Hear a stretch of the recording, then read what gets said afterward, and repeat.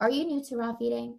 Let's discuss a few crucial tidbits that you need to make this transition as smooth as possible. When we're dealing with raw proteins, we just have a few considerations that we need to take into account to make sure that the meal is not only safe and complete for your dog, but also safe for you. Proper handling.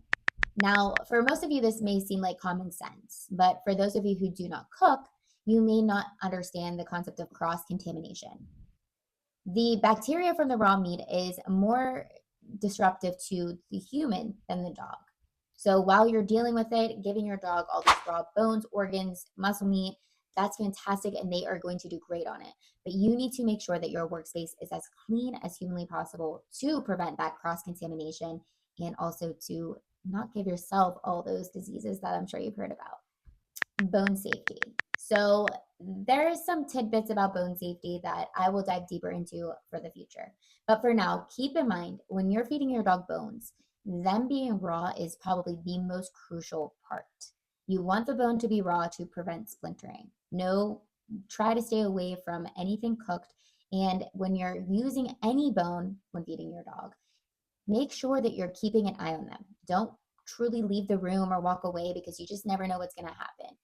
Luckily, when I'm feeding my dog, all of the organs, bones, and muscle meat are all ground together into a smaller mixture. But some people are going to give their dogs actual physical raw bones, and that's totally, completely normal and okay. And you should incorporate it into your dog's diet. But you always have to make sure that you're keeping an eye on them to prevent choking. The last tidbit is going to be source quality. Now, this can be harder when we're trying to work this on a budget. If you can get your proteins and other ingredient sources from local farmer markets, co ops, things like that, they are going to be of better quality than, say, if you go to the grocery store. But we want to also keep in mind that this needs to be affordable and work for everyone. Some people may not have the luxury of going to all these other locations to source all the ingredients. So if you are in the grocery store, make sure you're trying to look for that grass fed, grass finished, pasture raised, organic.